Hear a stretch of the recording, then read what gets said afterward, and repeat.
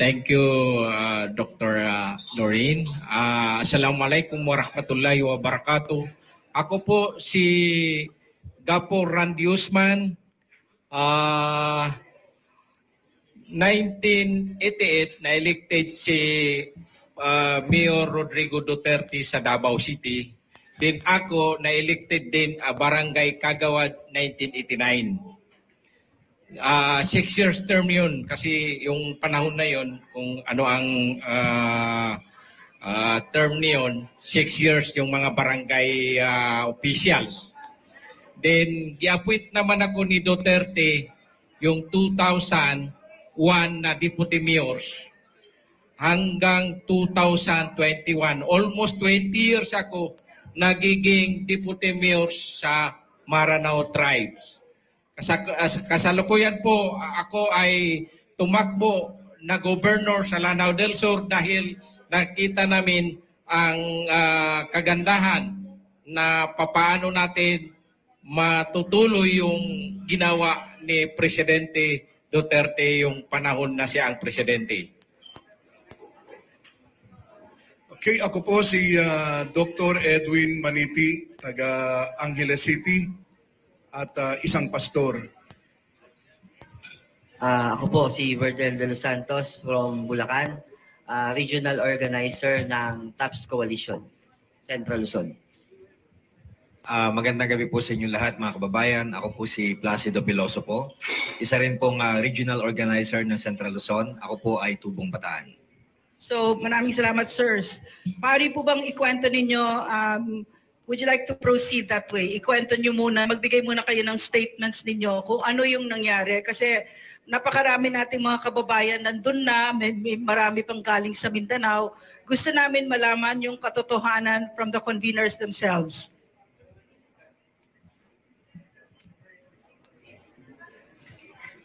Yun. To clarify po kung ano yung nangyari, since March ay nag-umpisa na po kami na magplano at maghanap ng venue para sa Maisog Rally or Defend the Flag Peace Rally dito po sa Central Luzon. Ang una po naming nakitang venue dahil historical significance ay ang Malolo City. Dahil dito po unang itinatag ang unang republika at ang pagbuo ng konstitusyon ng Pilipinas. Kaya nagsikap po kami makipag-ugnayan sa local government unit, city government of Malolos. Ganon din naman nakipag-coordinate po kami sa provincial capital para hiramin ang public place kagaya po ng Bulacan Sports Complex at ang Malolos City Convention Center. So, batay po sa Batas Pambansa 880, ay sinunod natin yung ano yung mga proseso, ano yung mga dapat at hindi dapat gawin. Binalangkas po namin ng maayos, gabay ang aming mga lead convener para hindi po kami magkaroon ng lapses. So sinubukan po namin na magpa-schedule. Una po kami nagpa-schedule sa sports complex. Kala namin okay na. Pero nung naipencil na po, ilang araw ulit. Ganon din naman yung nangyari sa Malolo City. Mas marami pong beses kami nagpabalik-balik kasi ang setup, ibibigay sa amin yung schedule, bukas, iba na naman. Hanggang sa magkaroon ng mga conflict, umabot po kami ng April. Wala pa rin na ibibigay na malinaw na schedule. So muli po binalikan namin yung Batas Pambansa 880 kung saan ang pagbibigay ng permit at hindi pagbibigay ng permit ay naging malinaw. Nakalagay po sa Section 4, kapag private property, hindi na po kailangan kumuha ng permit.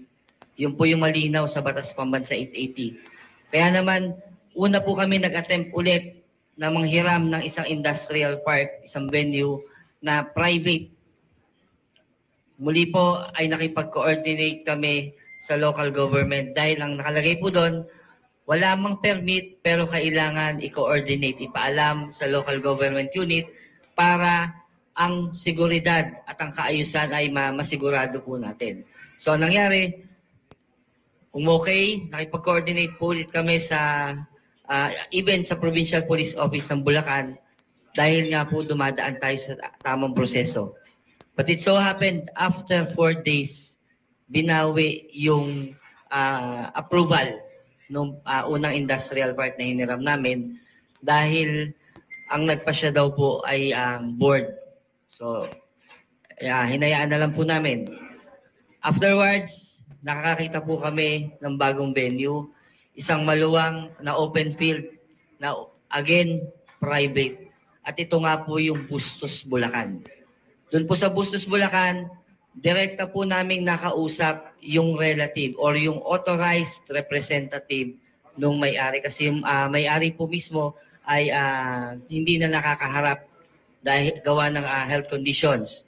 So yung pong kausap namin ay siya mismo yung aming hinilingan sa pamamagitan po ng isang kasulatan na tinatawag naming authority to use the property. So pinirmahan po namin parehas yun. Tanda na kaming dalawa ay nagkasundo na pwede naming magamit yung lugar. So after po nun, dahil okay na, nakipag-coordinate na kami sa LGU dahil kailangan daw po na ipagpaalam. So nagpadala po kami ng sulat. Okay naman, wala naman pong comment ang local government dahil sabi nga nila, i-implement lang naman, walang problema. So nagulat kami, meron pong pumunta doon sa bahay nung kinausap namin. Unidentified na 3 lalaki, naka-jacket, at hindi po pinakita yung ID. Sakay ng 2 SUV, at maliwanag yung sinabi po dun sa may-ari na wag nang ituloy ang maisug rally sa Bulacan. Kung gusto nyo ika sa ibang lugar, baka ika magaya kayo sa governor ng Davao del Norte at mayor ng Cebu City. Baka masuspindi ang governor ninyo at ang mayor ninyo.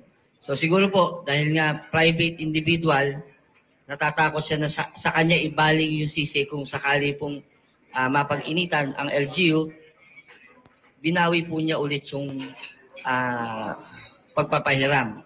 So ang ginawa po namin, nung gabi din na yon, pinuntahan namin siya, pinakita po namin yung Batas Pambansa 880. Pinakita po namin yung mga memorandum circular galing sa DILG at yung mga decision, Supreme Court decision kung saan pinaliwanag namin, ito na po, may batayan na kapag private property, hindi kailangan ng permiso, ng permit. Hindi na kailangan mag-apply ng permit. Lumipas po yung mga araw, okay naman, smooth sailing naman, nagkaroon na rin ulit kami ng kasunduan na para ang mananagot ay ang organizer, pumirma ulit kami ng kasunduan. Doon sa kasunduan na yon ay lumalabas na siya ay rental na para mas maging binding yung usapan. So ibig sabihin, pumalog ulit kami sa kasunduang malinaw between 2 different parties. Individual parties. Intelligent parties po na hindi na kailangan ng permiso ng local government unit. So nagkasundo po kami doon.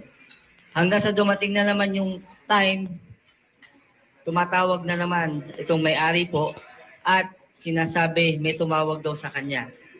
Hinaharas siya na yung property na nila ang pagbabalingan.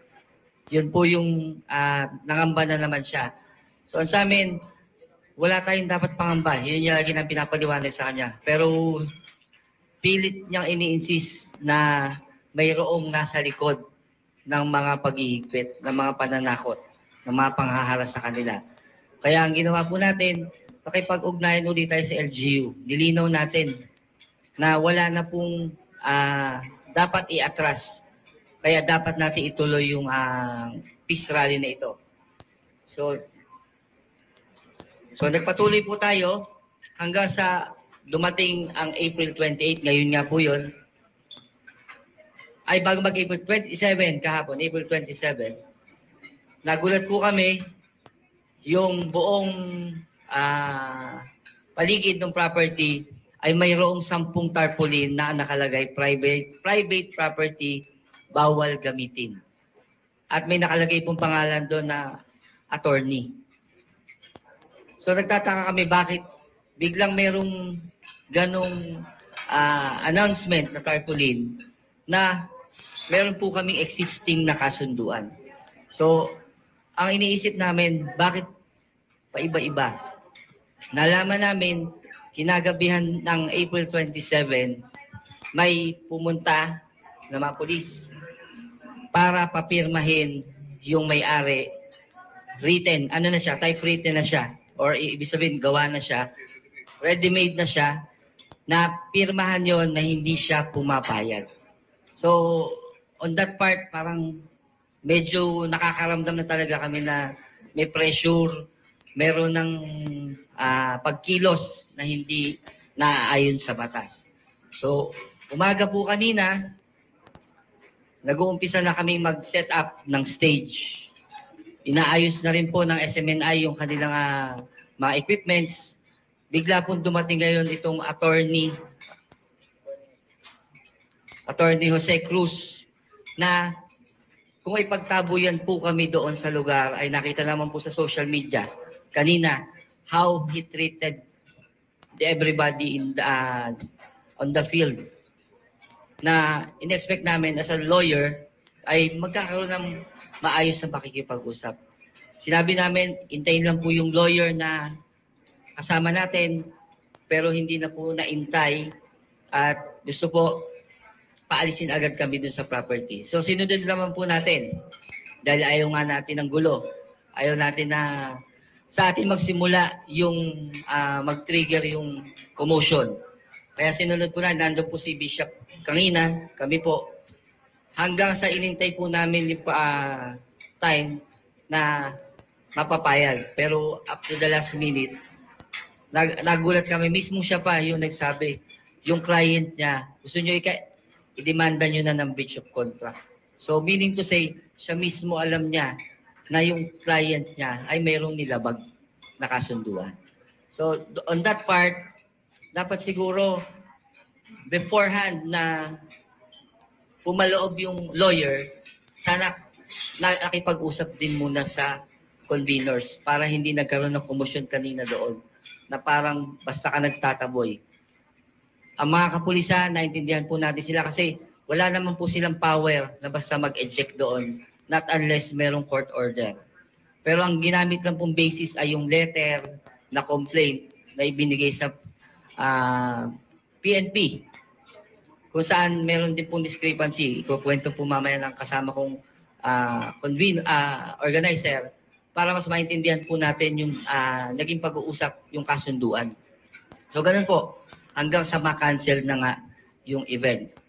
Kaya nakakalungkot po dahil lahat po tayo gumastos na ng ating airfare sa sarili nating bulsa. Voluntaryo tayong nagsikap na magsama-sama para manindigan para sa bayan. Pero all of a sudden, dahil lang sa pag-abuso sa kapangyarihan, sa panggigipit, sa pangaharas, nawala po yung dignidad bilang isang pinuno ng bayan. Kaya ang sa amin po, kailangan natin ng hustisya.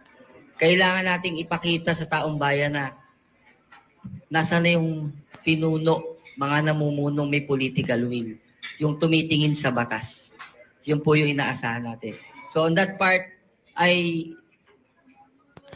hinihikayat po namin, hinihiling namin sa inyo, buksan po natin yung kaisipan natin. Are we on the right track? Nasa tamang pamamahala pa ba tayo? Kasi kung ganun po yung nangyayari, what more yung mga nasa laylayan? Kung paano tayo sinisiil? Bakit po nadadamay yung magandang layunin na pinagsisigawan po natin sa punto ito.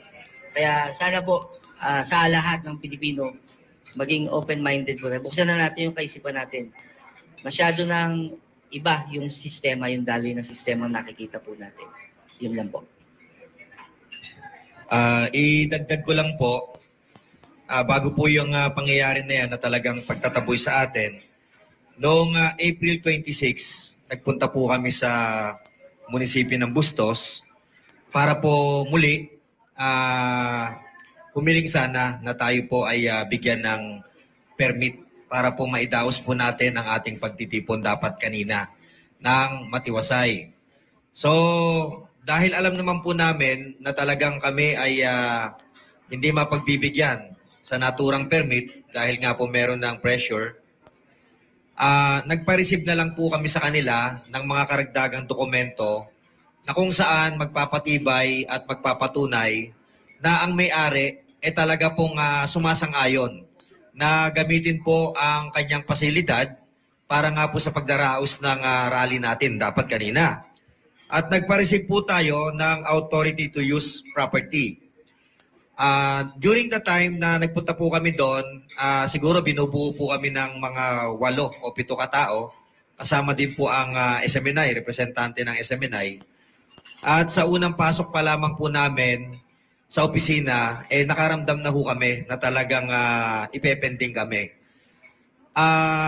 Sa regular process po kasi ng pagpapareceive sa isang opisina o sa isang munisipyo, napakabilis po niyan I-receive lang naman po yan, di po ba? Pero during that moment, nagtaka kami bakit sobrang tagal. As in, sobrang tagal. So, inoorasan ko, nung nakaka 10 minutes na, tinanong ko na po yung babae na pinag-aabutan ko ng paparisiban at sabi ko, paano ba yung proseso nila sa pagre-receive? Bakit napakatagal? Kasi kako may hinahabol pa ho kaming oras. So, ang sagot niya sa akin, hinihintay pa ho kasi namin si Sec. Kasi, primero, ang sinabi, merong meeting. So, sige, hintayin natin. So, pumasok po siya doon sa kabilang kwarto. Nagtagal po siya doon ng siguro mga less than 10 minutes. Then, pagbalik niya, umupo siya, inayaan ko lang. So, after another 10 minutes, tinanong ko na naman po na ganito ba talaga yung proseso nyo dito? Kasi nagtataka lang kami, bakit ipapareceive lang napakatagal? Sabi kong ganon. So that moment, sabi niya, sir, pasensya na po kayo kasi po hindi po ako yung nagre-receive niyan. Sabi ko, kung hindi ikaw nagre-receive, bakit ikaw yung tinuro dito? Bakit napakahirap para sa'yo kako na tanggapin yan, i-receive mo lang naman yan. Then you can give it to the mayor. Sabi ko. So, sa punto po na yon, dahil alam ko naman po na siya lang ay napag-uutusan, naghintay na naman po kami ng maybe mga more than 20 minutes. So hanggang sa pumasok na nga po yung HR nila, I can mention the names but wait lang po kasi kinuha ko. Tignan ko lang po kung na-send na sa akin.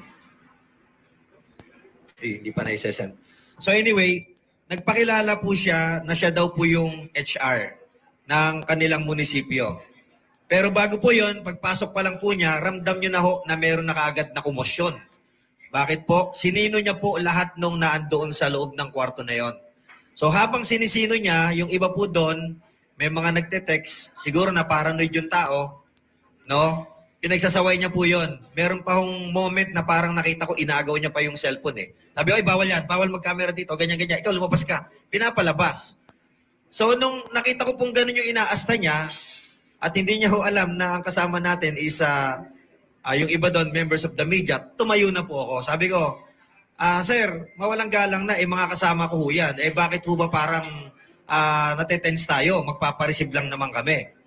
So sabi, hindi kasi bawal kasi yung dito Bawal yung nagka-camera dito, nagbibideo. Sabi ko, hindi naman po nagbibideo yung mga yan. Tsaka yung mga yan, kasama ko po yan, magpapareceive lang kami. So that time, umupo na po siya. Grabe. Halata po na siya ay tensyonado, mataas po yung boses niya, at ito pong authority to use property, ayaw niyang i-receive. Sabi ko, ano po ba yung dahilan and what's so special about the authority to use property na ayaw niyo pong i-receive? Ano bang meron dyan? So, sabi ko, wag na po tayong maghugas ng kamay dito. Alam naman po namin na hindi nyo kami bibigyan ng permit. Ngayon, kami, pumuproseso po kami.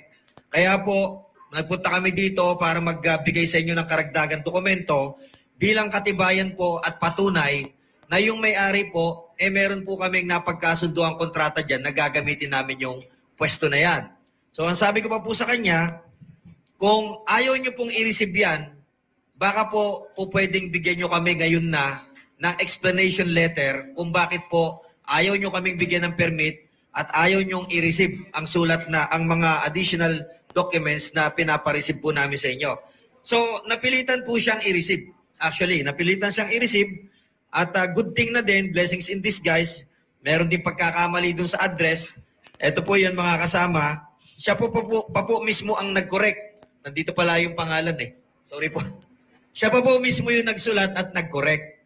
Ang pangalan niya po is si Mr. Orly Di Guzman.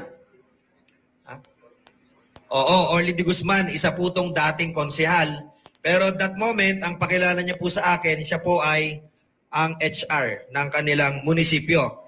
So ganun pa man, nung nireceive po nila ito, humingi po kami ng dispensa at nagsalita po tayo, na alam po namin na pressure po kayo dito. Alam po namin na ang pagdaraos ng gaganapin naming rally is medyo napakabigat para sa inyo. Pero ganun pa man, sinisiguro po namin sa inyo na kami naman po, hindi naman kami komunista, hindi kami terorista, at lalong-lalong hindi po kami kalaban ng gobyerno. Nais lang ho nating ipahayag ang damdamin ng taong bayan through TAPS Coalition. Inisa-isa ko pa ho yun, transparency, accountability, peace, and security.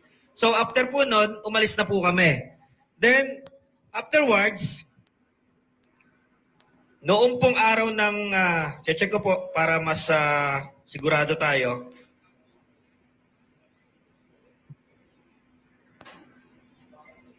Okay. Noong araw po ng same day, between 4 to 5 p.m.,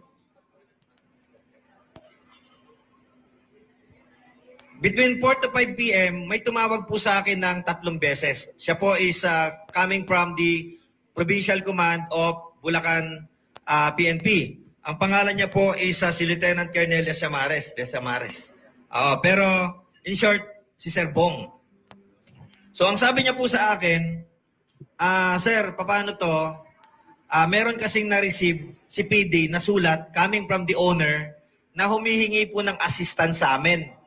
Na tulungan daw po namin siya na wag mapayagang makapasok kayo doon para po magamit yung lugar ninyo, yung property nila para sa gaganaping rally. Ano pong masasabi nyo? Yun po yung sabi sa akin. Ang sabi ko, well anyway, binded naman po ng contract yan. At nagtataka kami, bakit po magrereklamo siya, samantalang galing po kami dyan kanina. Same day. Galing din kami ng 26 doon. Although meron po kaming ginawang kasunduan, nagdalawang isip po siya na pirmahan muna yon dahil ang sabi niya nga po sa amin, may pressure siya, etc. Pero at the end, napapayag po namin siya na mabigyan siya ng kopya at nireceive niya po yun sa ilalim. So yun po yung sinasabi ko. Sabi ko, Sir, kako, wala namang problema sa may-ari. At ang sabi niya, Sir, kasi ayusin niyo muna yung may-ari, siguruhin niyo po na talagang pumapayag siya. Otherwise, igagrant po namin yung request niya. Isi-secured po namin yung area. Sabi ko, sige sir, tignan po natin, wag niyo pong putulin yung communication, hanggang bukas pa naman yan, which is Saturday, tignan natin. So, after nun, tumawag na naman po siya. Yun na naman yung topic namin at tumawag na naman po siya. So, kung titignan po ninyo, nung tumawag po siya sa akin, between 4 p.m. to 5 p.m., na sinasabi niya, meron na daw pong natanggap si PD na request letter na humihingi ng assistance sa kanila para po i-cordon yung area, i-secure yung area dahil ayaw niya pong ipagamit. Sa kabila ng pagpapaliwanag po namin na ito naman po is merong kontrata, iginigate niya pa rin po yun. So remember the time, 4 hanggang 5 p.m. Then, following the day, nung kinabukasan po nun, kahapon, dumating po ng madaling araw, umaga, 2:30 in the morning. Okay, dumating po yung mag-aayos ng entablado natin doon, mga 2:30 in the morning. Unfortunately, meron pong sumita sa kanilang mga pulis. So, yung mga tao, dahil nga po medyo mainit na yung situation, natakot. So, nai-report po sa amin yon ng around, sa akin, tulog pa kasi ako noon, nai-report po ng 6:30. And immediately after, pinuntahan ko po mismo yung lugar. So, pagpunta ko po doon sa lugar, meron pong nakapark doon na isang mobile from Bustos Police Station, then meron po siyang 3 pulis na nakadeploy doon. So, in-approach ko po siya at yung mga kasama ko, sinabihan ko na i-record po nila. Kasi actually, I am preparing for a commotion. No, sabi ko, kahit anong mangyari, ang tanging pwede lang nating magamit dito yung evidence, yung record. So, ni-record po ako ng mga kasama ko while approaching them. So, okay naman po yung naging usapan namin. Ang sabi po nila, nagkakandak lang daw sila ng regular checkpoint. Sabi ko, sir, kung nagkakandak po kayo ng regular checkpoint, bakit po yung nagbababa ng gamit dito, bakit po tinakot ninyo? Bakit po pinaalis ninyo? Ang sagot po sa akin, hindi sir, meron din po kasi kaming order na yan pong property na yan, hindi po gagamitin. Guys, during the time, wala pa hong tarpaulin na inilagay yung certain Attorney Jose Cruz na yun hindi pinapagamit at yun ay pribado during the time. So ang sabi ko, sir, meron po ba kayong dokumento na may papakita sa akin na sinasabi ninyo galing sa may-ari na kayo po ay hiningin ng assistance na ito po ay kurdunan at wag ipagamit? Ang sabi niya po sa akin, sir, punta na lang po kayo ng police station. Ang sabi ko, ba't kami pupunta ng police station? Kako nag-ooperate kayo, wala man lang kayong dalang dokumento. So, questionable ka ako yan. Mabait po sila yung mga police actually, napakabait po nila. Sabi, sir, pasensya na ho kayo, wala kami nadala, pero meron po kaming sa cellphone. So, kinuhanan ko po yung sa cellphone niya na yon. Then, ang una ko po napansin doon, guys, sorry. Ang una ko po napansin doon, ni-receive po yung letter ng certain dali po bibigay ko yung pangalan, ng certain police Staff Sergeant Eusebio ng 426, 7:40 p.m. So nakita po ninyo yung discrepancy. Ang sinasabi nung tumawag sa aking pulis, galing kampo, meron daw na-receive or pina-receive or ibinigay na letter ng assistance, nagre-request yung may-ari na huwag ipagamit sa amin yon. Ayan po ay sa pagitan ng alas 4 at alas 5. Samantalang yung dokumentong pinakita sa amin, na-receive po yan ni Staff Sergeant Eusebio ng 7:40 ng gabi. Ibig pong sabihin, nauna pa nilang nalaman sa kampo na magpapareceive sa kanilang letter kaysa dun sa actual na pagre-receive ng letter. Nakita niyo po yung discrepancy? So from there, kitang-kita natin na isang malaking kalukuhan po yung ginawa nila. And then after po niyan, binerify po namin yan sa may-ari. Tinawagan po namin. No? At habang kausap po siya, inamin niya po na siya po ay takot na takot. Ang salita niya po is persahan po siyang pinapirma. Doon po sa sinasabi allegedly na letter na ginawa niya. So mga kasama, dito makikita nyo na talagang ito pong rally natin na peace rally na isasagawa, pinirwisyo talaga ng mga durobo. Kitang-kita po natin yan kasi nagtulong-tulong sila mula munisipyo hanggang PNP, no, hanggang yung tao. Imagine ninyo yung tao, isinusuoli na sa amin yung pera, ayaw niya na talaga. Simpleng tao lang sila. Pero sabi ko nga, diyan po natin makikita na kung talagang tayo is gagawan ng paraan para mapigilan po at masuppress ang ating malayang pagpapahayag. Talagang itong mga tao na to, meron po silang kapasidad na gawin yon. Hamakin ninyo, from the top ranks, pababa po ng munisipyo. Pinagtulong-tulungan nilang pag-aralan kung paano po tatakutin yung tao para po hindi tayo makapagkandak ng rally doon. Ngayon, ang mabigat na tanong po dyan, sino po kaya yung nasa likod ng mga tao na to? Bakit po parang tila sindikato, mafia yung datingan? Walang kawala Tinatakot yung tao, tapos pinipilit kaming paniwalain dun sa ginawa nilang kalukuhan. So kitang-kita natin, may tinatawag po tayong chain of command. Di ho ba? Pagka sinabi po nating chain of command, hindi gagawin nung nasa ibabayan nang walang matinding utos sa itaas. Hamakin po ninyo dumaan sa Lieutenant Colonel. Pababa po sa Police Staff Sergeant. Sino kaya yung nasa likod ni Lieutenant Colonel? Malamang, it must be the Provincial Director. Ang tanong, sino kaya yung nasa itaas ni Provincial Director? It must be the Regional Director and so on, so on. So ang pinakadulo po nito, tatama po to doon sa tinatawag na pinakamataas po sa kanila. At sino po yan? Sino po yan sa tingin ninyo? Ito po ay ang Presidente ng Pilipinas. Si BBM. Bakit po? Directly sinabi ho sa amin nung may-ari na ang pressure is galing po sa Malacanang. Grabe. Ang So, kapal. alam niyo, sa lupa. totoo lang, ayaw ko po sanang banggitin to, no? Kanina nagkaroon kami ng konting briefing. Hindi ko po pwedeng hindi banggitin ito eh. Mahal po tayo ni Tatay Digong. Bakit ho? Maisog po tayo, kaya po, kahit alam natin na ang Luzon ay balwarte nila, sinubukan po nating magpahayag sa pamamagitan ng mapayapang pagpapahayag ng ating mga damdamin at ating pagdidemand ng transparency, accountability, peace, and security. Pero kung titignan po ninyo, obvious na talagang ito po hindi nila papayagang mangyari. Ang tanong po dito ano ba yung kinakatakot nila sa taong bayan? Tayo lamang po naman nagpapahayag ng damdamin natin. Maraming mga issues ang hindi natatalakay. Kung ang command responsibility po natin, meron pong problema yan. Ano pa ho kaya yung maliliit na issue na hindi nabibigyan ng pansin ang kayang iresolba at kayang talakayin? Katulad po ng mga problema sa lupa ng mga magsasaka. Katulad po sa pagtaas ng mga bilihin. Katulad po ng kino-question nating 2 tons na nahuli na shabu sa Alitagtag. Paano na lang po kung lahat ng mga reports propaganda at paano na lang po kung ang lahat ng mga reports may cover up? So may problema po ang bansa natin.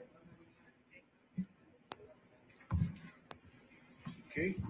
So ang idadagdag ko siguro dito yung ginawa ho nating press con noong Miyerkules. Kasi nasabi na ho, hindi ko na uulitin pa yung mga binanggit ng aking mga kasamahan dito. So nagkaroon ho tayo ng press con noong Wednesday upang ilatag ho natin kung ano ang mga issue na babanggitin dito sa ating darating na maisug rally. Supposed to be nga kanina o ngayon. At nandyan po ang SMNI at yung ating mga kaibigang mga vloggers during our press con last Wednesday. At maayos naman po ang lahat na ng kaganapan noong nakaraang Miyerkules. Pero kahapon, kakaiba yung nangyari dahil nga doon sa mga nabanggit ng ating mga kasamahan dito. Kanilang binarahan yung lahat ng daraanan doon, papunta doon sa ating site. Nilagyan ng mga tarpaulin. Martial Ito law. isang pribadong lugar. No, at hindi ito pwedeng gamitin. Diktador. So, nandun po yung mga pulis kagabi at binabantayan yung lugar at ayaw nilang papasukin ang sinuman. Pero kami po ay nagpumilit na pumasok kahapon at nagkaroon kami ng deklarasyon na kailangang maitusok yung Philippine flag doon sa site bilang simbolo, symbolical po yung ginawa kagabi na kailangan nating protektahan at iwagayway ang bandila ng Pilipinas doon sa lugar na yon. So sa pamumuno ko at ng ating mga kasamahan dito, kami po ay ginawa po namin itong declaration na yon na simbolo ng ating pagprotekta at kailangan nating iligtas ang bandila ng ating bayan. At wala naman pong ginawa na anuman ang mga pulis, hinayaan lang ho nila kami at pinagmamasdan lang ho kami kagabi. At inakala na ho namin ang lahat ay magiging maayos na hanggang ngayon. At nakakalungkot nga po, kaninang umaga, iba na naman po ang nangyari na. No? So, ganun pa man, personal ko pong paniniwala ito na doon sa aking discipline bilang isang pastor, naniniwala po ko palaging mayroong divine intervention. Sa lahat ng mga kaganapan dito sa mundo, iniingatan ng Diyos ang mga taong matutuwid laban sa kamay ng mga masasama. Naniniwala ko ang nangyari ngayon ay kamay na rin ng Diyos ang siyang nangyari, ang siyang naganap. At naniniwala ko na ipapahiya ng Panginoon ang mga taong ito na nag-iisip sa kanilang mga sarili na ngayon ay makapangyarihan sila. Pero naniniwala ko, ipapahiya lahat sila ng ating Panginoon.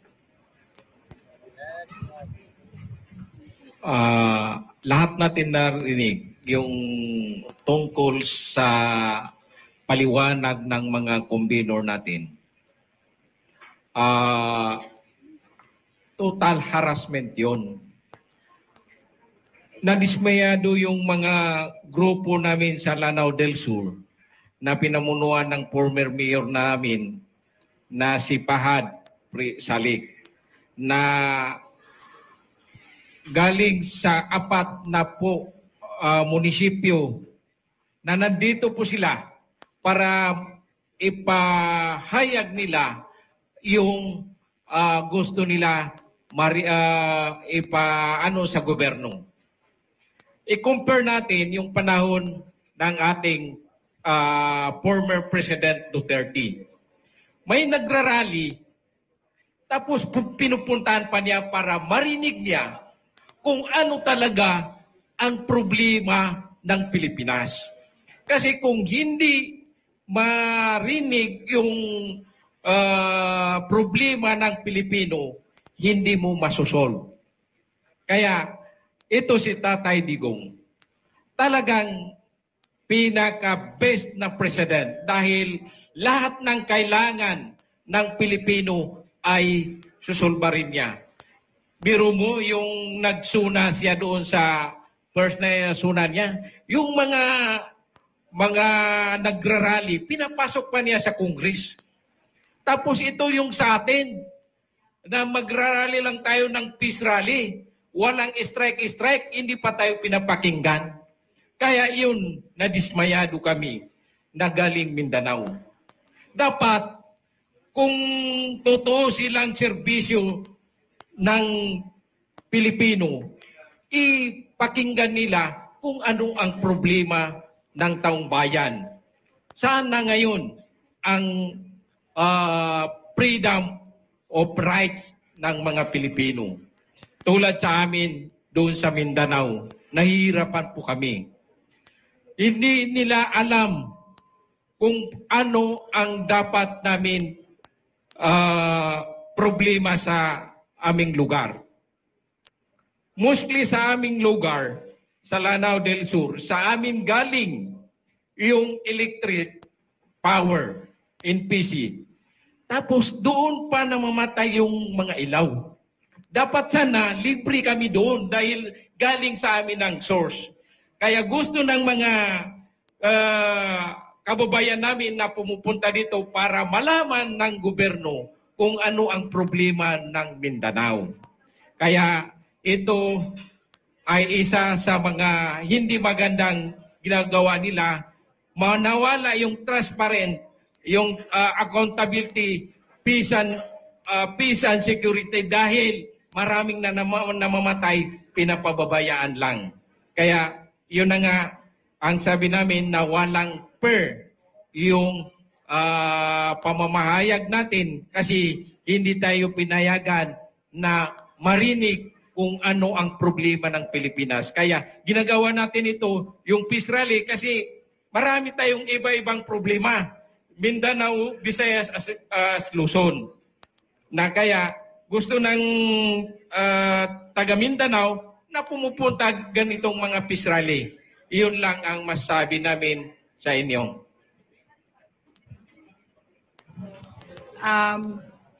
We can start our question and answer.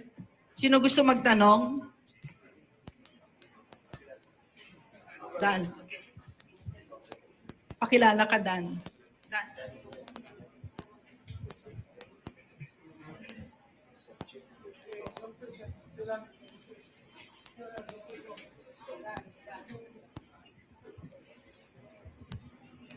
Magandang gabi po, brothers, travelers, vlogger po. Sir, ano po ang hakbang po ninyo ngayon na gagawin po nyo dito po sa pangyayaring ito? Dahil meron po bang demanda na gagawin po at karampatang aksyon sa may-ari po ng lupa at sa gobyerno? Napakagandang katanungan po niyan. Hindi po natin papayagan na ang tatak po na nakasuot sa ating mga damit ngayon na salitang maisog, magpapagabi dito po sa ginawang paniniil na to.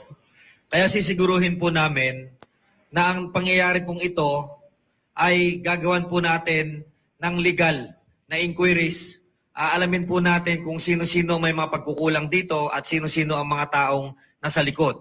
Bakit po natin kailangan gawin ito? Hindi po kasi natin kailangan palagpasin ito. Dahil po tayo po ang coalition ng TAPS, ang representasyon ng mga simple at ordinaryong mamamayang Pilipino. Binastos po nila to eh. So pag ito po, pinayagan po natin ito na hindi natin gagawan ng kaukulang legal na aksyon, wala na po tayong magiging kalayaan sa pagsasalita. Kaya sinisiguro po namin sa inyo,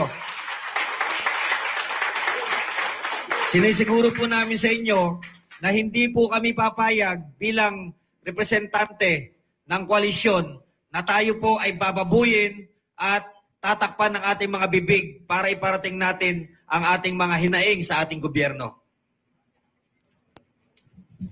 Tama po yun. Hindi ho natin pwedeng palagpasin ang ganitong mga pagkakataon. Meron po tayong mga legal remedies na pwedeng gawin po rito.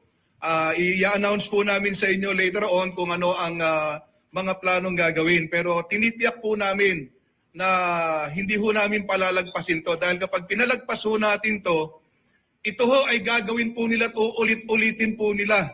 Saan mang dako na tayo magpunta, tayo po ay kanilang bababuin at tatakpan at bubusala ng ating mga bibig. Kaya nga po, ito ho ay hindi laban namin at laban nila. Ito ho ay laban ng lahat ng Pilipino. Ito ho ay laban ng lahat ng mga Pilipino na nagmamahal sa demokrasya. Napakarami hong namatay na mga bayani ho natin at ipinaglaban ho nila ang ating bandila. Pinaglaban ang ating kalayaan na ating tinatamasa ngayon. Na ngayon ho ay inuulit na naman po nilang supilin ang ating mga bibig na huwag tayo magsasalita ng anumang laban sa gobyerno. At yan po ay hindi mangyayari. Inuulit po namin, mahal na mahal po namin ang ating Pangulo. Pero nilalabanan po namin ang anumang mga polisiya na alam nating hindi ito makakabuti para sa mga Pilipino.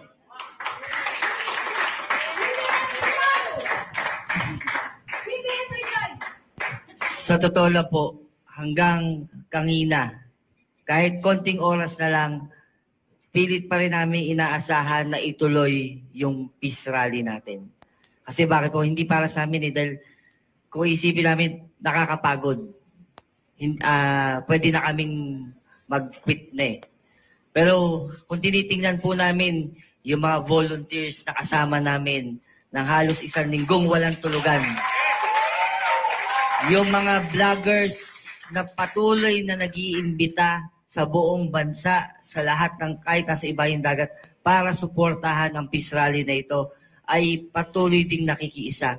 At lalo sa atin po lahat ng mga kababayan na gustong pumunta doon, hindi lang para makita ang ating mahal na PRRD. Kahit po gusto namin, pero mismo ang ating pong dating Pangulong Presidente, Rodrigo Roa Duterte, ay nakita niya yung magiging implikasyon kung ipagpipilitan natin. Yun po sana yung leader. Yun po sana yung leader na kailangan natin. Marunong makiramdam. Correct, nakikinig. May bingin eh. Duterte! Duterte! Duterte! Duterte! BBM resign! BBM resign! BBM resign! BBM resign! BBM resign! Banag resign! Kailangan po natin yung ganong klase ng leader.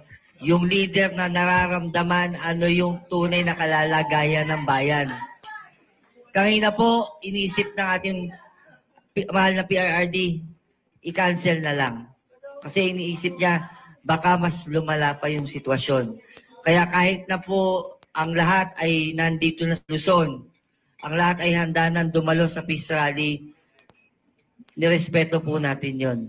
Yun po ang kailangan natin, isang leader na marunong makiramdam. Isang leader na hindi tinitingnan yung kapangyarihan bilang pundasyon ng kanyang paniniil sa taong bayan. Balikan po natin yung 2016. Bakit nga po ba nabuo ang isang administrasyon na mayroong paninindigan? 2016 hanggang matapos ang kanyang termino, lahat ay naging maayos. Lahat naging organisado. May sistema. At higit sa lahat, may disiplina. Pero bakit po ngayon? Dinig na natin sa social media. Mismong nadidinig natin yung pang-aabuso sa kapangyarihan, ang paglala ng droga, lumalaganap na naman. At sana makita po ito ng mga nanunungkulan. Kung sila'y may pakaramdam sa taong bayan, huwag nilang pigilan yung peace rally. Kung ngayon po, naging masaya yung nagalit na congresswoman at yung mayor na sumunod dahil sa takot sa kung sino man ang nag-utos dito, sa mga nakatataas dito, hindi po mananahimik ang maisog. Darating at darating ang araw, magkakaroon po ng mas malawak, mas malaking peace rally para ipagtanggol ang ating bandila. Singit lang, anong pangalan ng congresswoman na yon? We're going to an election year. Ayan, so, natanggalan na siya ng maskara at huwag tayong bumoto ng abusado. Papanata Sino namin yan? yan sa SMNI sa Martes. Ito po, based dun sa information na ibinigay po sa amin, okay na sana eh. Maganda na yung transaction namin kay Mayor School. Pero nagulat po kami, mayroong nagbigay ng impormasyon na tumawag si Congresswoman Pancho para pagalitan si Mayor School bakit pinayagan yung event. Kaya nagtaka po kami doon na nabago yung desisyon ng may-ari. So ibig sabihin talagang mayroong implikasyon, mayroong pagpigil para itong maisog rally hindi po makarating dito sa ating bayan. Kaya yun po sana lang panawagan natin sa mga nanunungkulan. Please lang, igalang po natin yung batas. Kasi po kami, kahit ordinaryong mamamayan, sinusunod po namin kung ano yung nakasaad sa batas. At mas nakakahiya po na tayo mismong gumagawa ng batas, tayo pa yung lumalabag dito. Idagdag ko lang po sa sinabi, bilang isang lingkod bayan, nakakalimutan po ng mga pulpolitikong ito na ang kanilang amo ay ang taong bayan. Amen! At ang nagluklok po sa kanila sa pwestong hindi nila mabitaw-bitawan ay ang taong bayan. Kaya ngayon po darating na eleksyon, tantusan nyo ang mga pagmumuka ng mga pulpolitikong ito na pumipigil sa ating kalayaan na pagpapahayag. Isang makapangyarihang araw na ipinagkaloob sa atin ng ating soberenya ang pagboto at pagpili ng leader. I-boycott natin silang lahat.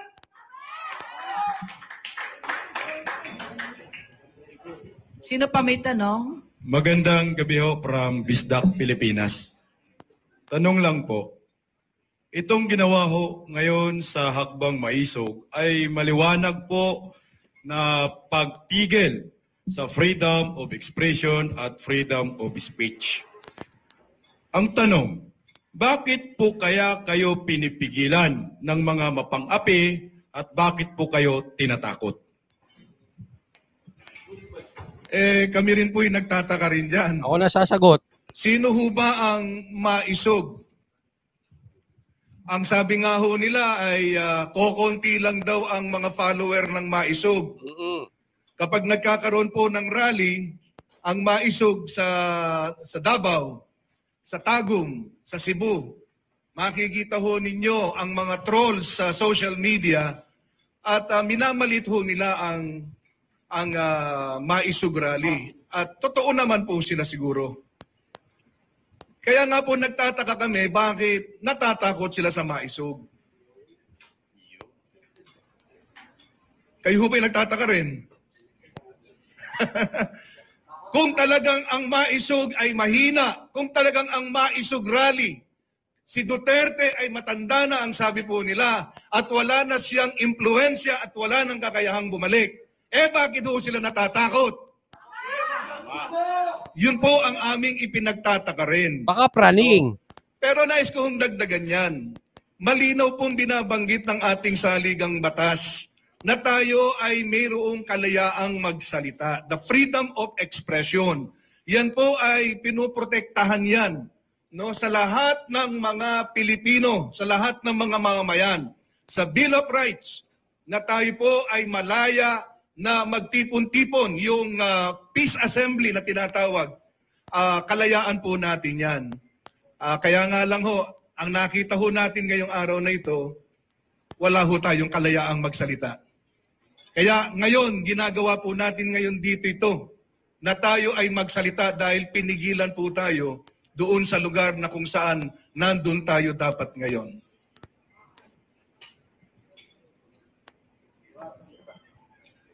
Any question? So, idagdag ko lang po doon, mga kasama. Ako po kasi ugali ko nang makinig talaga sa social media every morning, lalo na pagka araw-araw yung daily routines, naliligo, yung CR. So, ang sakit na po sa tenga eh. Nung pong mga sinasabi ni Maharlika, tama po ba? Ang problema po dyan, mga kababayan, ang daming sinasabi ni Maharlika, napakasakit sa tenga. Ang nangyayari po, parang nai-immune na tayo doon. Tama po ba? Bakit po nasabi ko nai-immune? Parang normal na lang eh. Na naririnig natin may sinasabi si Maharlika, lalong-lalo na, parang normal lang po ito sa ating gobyerno. Kasi wala silang ginagawang aksyon. That is why, isa po sa layunin ng TAPS Coalition is maging accountable ang mga pinagbibintangan ni Maharlika. Maging transparent sa sinasabi ni Maharlika. Yung tao nga po hinahamon ng gobyerno, kasuhan niyo ako. Pero nasaan ang gobyerno? Ano po ang ibig sabihin nun? May itinatago ang ating gobyerno. Hello. Ano sa tingin mo ang tinatago? Ano daw po ba ang tinatago? Malakas! Ayun daw po. Okay, next. Hello po. Yeah.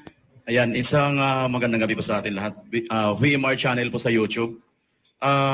In behalf of my viewers po ngayon na live, umabot po ito, nag-pick po ito ng 10,693. At ito po ang tanong ko. Sa hinapahaba po ng prosesyon nitong ating pakikipaglaban, ano po ang inyong nakitang dahilan kung bakit po talaga pinigilan po nila ito? Para po sa akin, simpleng kasagutan lang po yan. Yan po ay may kinalaman sa tinatawag po nating takot at saka check and balance. Bakit po? Pansinin po ninyo, bakit sumusunod ang mga halal ng bayan na pinagkatiwalaan na sila po ang mamahala ng ating lokal na gobyerno? Bakit po? Takot na takot sila na hindi sumunod sa mga mas nakakataas sa kanila kasi po maaaring silipin ang paglalapastangan nila sa kaban ng bayan. Kakasuhan sila. Gagawan sila ng kaso. Mas lalong takot, mas maraming nanakaw sa ating gobyerno. Yan po yan. Well, yung tungkol doon sa tanong na bakit ginigipit tayo, ang maisugrali na hindi makapagsalita, no, magkaroon ng mga rally. Sa akin, honest to goodness, personal ko ito. May kinalalaman to sa 2025 and 2028 election. Lahat ito politika lang talaga. Siguro bago po natin tanungin kung bakit kami ginigipit, ang dapat po siguro tanungin, sino ang gumigipit sa mga politikong ito para pigilan ang isang maliwanag na karapatan natin, kagaya nga po nung sinabi kanina ni Dr. Bill of Rights. Sino ang nasa likod? Dati-rati naman po, malaya nakakapamahayag nung panahon ng ating PRRD ang mga nagnanais na isiwalat kung anong gusto nila sabihin sa administrasyon. Pero ngayon po, magpapaalam pa lang, hihingi pa lang ng permit, napakarami ng ginagawang pasikot-sikot. Mismong nasa loob po ng gobyerno yung pumipigil. At ano po kaya ang dahilan o ano yung nakokompromiso, bakit po ayaw tayong payagan na ituloy ang ganitong mga pagtitipon. Kaya siguro palaisipan yon, palaisipan sa atin, pero maliwanag sa kalooban itong mga politikong ito, bakit ayaw nilang payagan tayo. Bakit ayaw nila sabihin, bakit? Ano po kayang pondo? Ano po kayang programa ang kinakabahala nilang mawala para lang papigilan, para hindi tayo payagan? Siguro pananaw nga po natin, sabi nga ni Bishop kanina, baka paghahanda sa 2025 at 2028. Pwede naman po siguro pagdating ng 2025 at 2028, pagka mag-e-eleksyon na, tayo naman taong bayan ang humingi ng permit sa mga papasok na kandidato sa bahay natin. Permit para malaman kung anong kredibilidad nila. Permit para malaman kung anong klaseng pagkatao, anong klaseng pamumuno ang meron sila. Kaya yun po siguro yung magandang panawagan din, bukod sa pagtatanggol natin sa bandila. Ipagtanggol din natin yung marangal na katungkulan na nababahiran ng maling pamumulitika at korupsyon. Salamat po. Pwede ko bang sagutin yon? Hindi ako parte ng conveners, pero gusto kong sagutin yon. Ano bang tawag natin kay Bongbong Marcos ngayon? Di ba, budol-budol man? So, pag-upo pa lang niya sa pwesto, ang unang ginawa nila Speaker Romualdez na pinsan niya, no, si Tambaloslos, at yung asawa niyang abusado, ang una nilang ginawa ay supilin ang press freedom. No, pinatahimik ang SMNI, at ngayon lang ako nakakita ng press sa Pilipinas kasi ako yan ang media, yan ang naging trabaho ko under PRRD. Ngayon lang ako nakakita ng mas tahimik pa sa sementeryo na Philippine press. So bakit ganon? Ano ang plan? In other words, pinagplanuhan tayo. Ang unang ginawa ay patahimikin ang media dahil hindi nila plano magserbisyo sa Pilipino. Marami silang gustong itago sa Pilipino na hindi na malalaman natin dahil pinatahimik na nila ang media. No? Ano yon? Pagnanakaw, ang kakapal na mga muka, PCSO, harap-harapan, garapalan, walang pakialam. So, bakit nila, ano yung ikinatatakot nila dito? Ikinatatakot nila na sabihin natin yung totoo, na nandyan kayo sa mga pwesto ninyo para patagalin pa yung mga termino ninyo at para makapagnakaw pa kayo sa Pilipino. Wala ni isang segundo sa mga utak ninyo ang magserbisyo sa Pilipino. So yun yung ikinatatakot nila.